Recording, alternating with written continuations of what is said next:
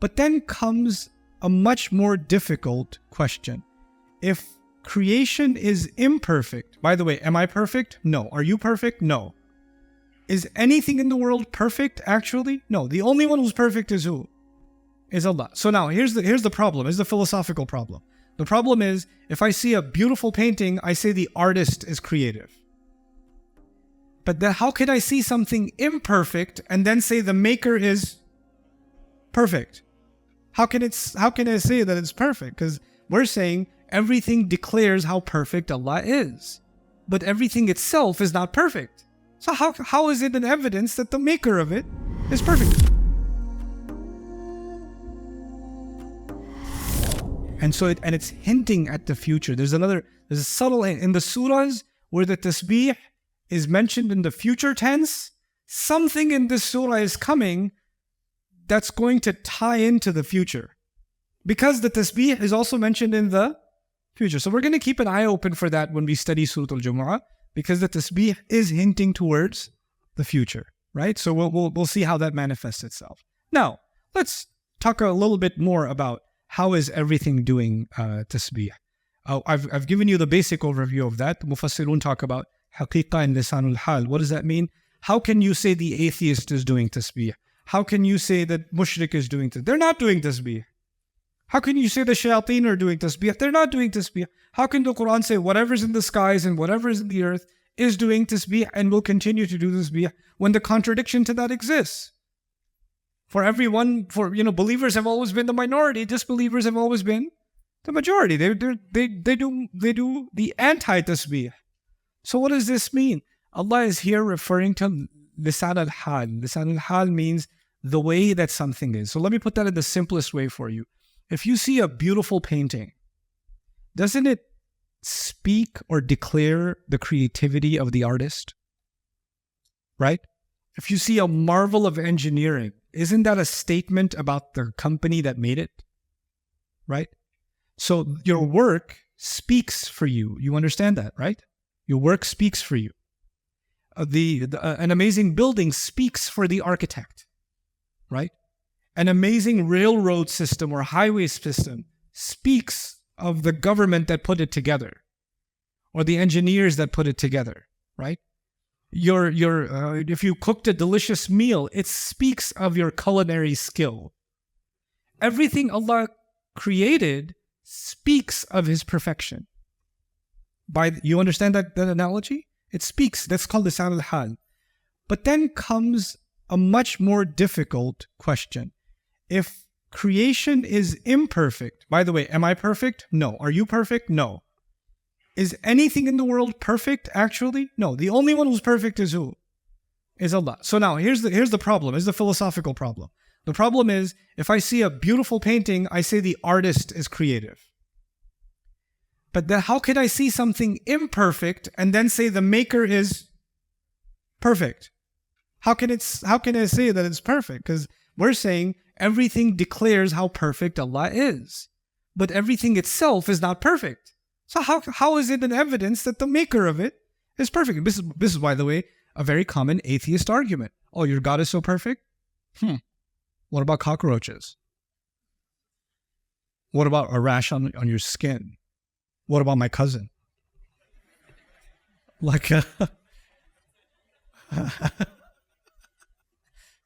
God is so perfect.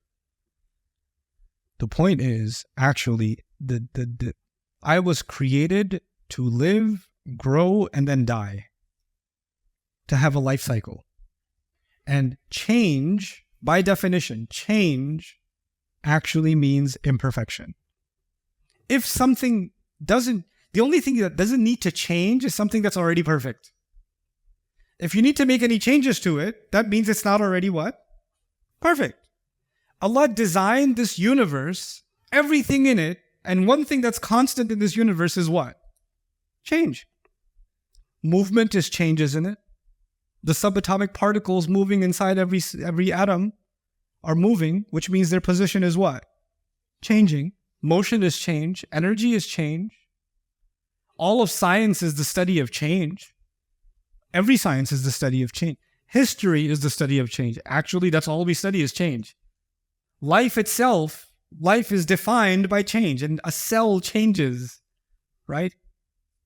Allah designed things to change, but change for a purpose. The change itself is imperfect, but the purpose is perfect. It's not the fact that things are perfect. It's that they were made for a perfect reason. I was perfectly created to be born at this day of this mother, in this family, in this situation, for these years, meet with these people. The plan for all of it is what? Perfect. It's perfect. In fact, that's actually the tasbih. Everything is being done according to a plan. It's the plan of Allah for everything that's actually perfect. And that's the tasbih of Allah, that whatever's in the skies is doing and whatever's in the earth is doing. وَالشَّمْسُ تَجْرِي لِمُسْتَقَرٍّ لَهَا. The sun moves according to an exact schedule and calculation. Why is Allah giving us that analogy? If you realize the sun is so precise, then you will realize everything Allah does is extremely what? Precise. But some things, the precision is easy for you to see. Other things, you can't see the precision, so you call it chaos. When human beings cannot understand a pattern, they call it chaos. Right? And so they say, oh, the universe is in chaos. Well, Allah says, no, it's in order. You just don't have the algorithm figured out. It's a little more advanced for you, so you call it chaos, but actually it's much bigger than you. It's in the ghaib. Okay? Then there's the perfection of the argument of beauty. I've talked about it in Surah Al-Hadid, so I don't want to spend too much time on it here because we have so many other things to talk about, but I'll tell you briefly. Human beings are not created like squirrels or cats or camels or anything else.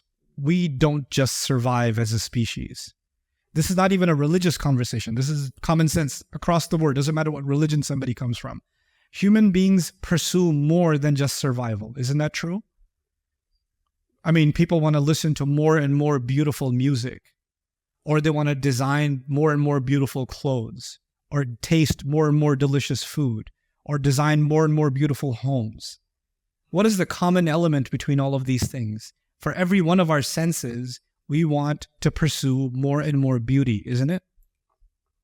In fact, even abstract beauty. People, even if it's not physical beauty, you just want to listen to some remarkable poetry or some amazing story, which is abstract beauty. It's just in your mind. But you want to hear it. You want to experience it. Human beings pursue beauty. Do camels pursue beauty? Do squirrels or cockroaches or ants or fish pursue beauty? No. Human beings pursue beauty in everything they do. And then we keep pursuing this thing called perfection. We're perfectionists. We want something more, and even perfectionists, even down to like, if you're just a gamer sitting there playing whatever, what are you playing nowadays? I don't keep up. Last I knew was Roblox. Call of Duty. Okay, fine. Be old school. That's fine. If you're playing a video game, if you're a real gamer, you gotta win every medal, finish 100% of the game, do the entire, get every upgrade, because you have this insatiable desire to attain perfection, to get to the most beautiful. Where do you think that thirst came from to get more and more and more? Or an athlete that wants to beat his own record, or keep pushing, because we were originally in the company of Allah, who is perfect and the most beautiful, and Allah put in us, because of that company, the desire for more and more and more beautiful. And so our tasbih is actually different than the tasbih of everything else. Allah made our tasbih even more beautiful. It isn't just even the tasbih of perfection or purpose, it's the tasbih of the pursuit of beauty. We human beings do that more than any other creature, or unlike any other creature. Then, of course, I won't break this surprise yet, but tasbih in this surah is going to have a special purpose. We'll discover that as we explore this surah, inshallah. Just about this ayah also, Allah mentioned the skies do tasbih first. Whatever's in the skies does tasbih, and whatever's in the earth does tasbih. Why are the skies mentioned first? Well, they came first, so it makes chronological sense. They do a lot better tasbih than us, because angels, they flood the sky. They do a lot better tasbih than we do. And there's a lot more to the skies than there is to the earth. Quantitatively, it's much, much more. So the greater tasbih is the skies, And then we get to the earth. The word ma is also really cool. I keep translating it as whatever's in the skies and whatever's in the earth. The word whatever creates, I wrote the Arabic word here, al-ibham. Ibham means ambiguity. It's not specific. It's not specific. And that means the way that tasbih happens is not specific, and who's doing tasbih has not been specified. And you don't know, someone who is rebelling against Allah today might be doing tasbih of Allah tomorrow. You don't know. You know, the Umar bin al-Khattab that we knew before Islam and the Umar bin al-Khattab we know after Islam, maybe 5 minutes apart from each other.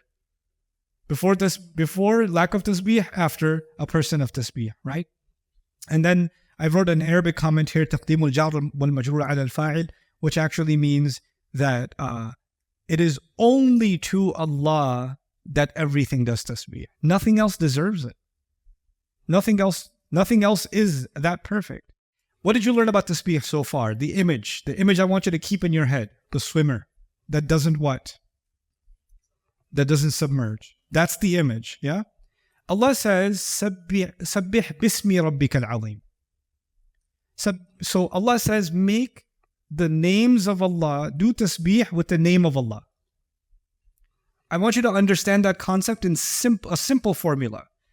We're going to see that soon. One of Allah's names is Al-Malik. What does Al-Malik mean? Anybody? Good, the king. If you talk to anybody and say the king, are they immediately going to think of Allah or going to think of someone else? Someone else. The Arabs of Arabia, when they heard king, is their first thought Allah or is their first thought someone else? Someone else.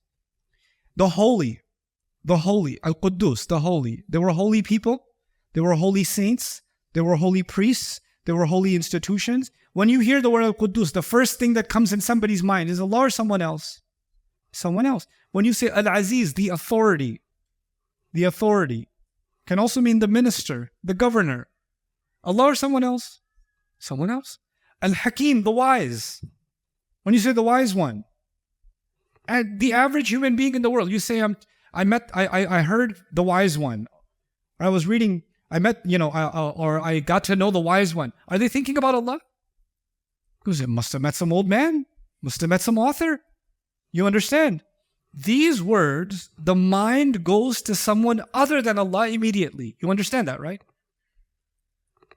Allah chose words, and Allah knows language better than we do. Allah is the creator of language. Allah chose words that take the mind to someone other than Allah. And that's part of the formula. Now I actually have to think about the king and what's behind king? Kingdom. The concept of kingdom. What's behind the holy? The concept of holiness and purity. What's behind the authority? The concept of power and authority. What's behind the wise? The concept of wisdom. I have to think about these concepts and how human beings show these concepts. And then I have to remove all the imperfections that human beings have per concept. And once I remove all of them, the name will have tasbih. Now it's ready for Allah. You understand? So actually, the words as we hear them are imperfect. They're imperfect. Now we have to do the exercise of cleaning them. And what's the exercise of cleaning them called? Tasbih. That's the exercise. So when Allah says, يُسَبِّحُ لِلَّهِ مَا فِي السَّمَاوَاتِ وَمَا فِي الْأَرْضِ الْمَلِكِ الْقُدُّوسِ الْعَزِيزِ الْحَكِيمِ, we're going to try to do tasbih of each one of these names. Because that's what's being demanded of us. You understand? And that's how tasbih works. It's a really beautiful exercise. It's a mental exercise and even a spiritual exercise that we're going to engage in so we can appreciate something really awesome about this opening ayah. Barakallahu li wa lakum. Assalamu alaikum wa rahmatullahi ta'ala wa barakatuh. One time I was giving a khutbah, this guy got a phone call. First row. Okay, if you're going to pick up your phone, at least be in the back row. He's in the first row. Hello, is everything okay? Yeah. How's uncle? Uncle's good. Yeah, over and out. So I get a khutbah. The guy starts doing this, and I was like, in the middle of the khutbah, I was like, I just stopped my khutbah. I was like, this is a really interesting conversation. Let me just finish. So he took a full 90 seconds, finished this conversation. I was like, is uncle okay? He goes, yeah, he's okay. I was like, okay.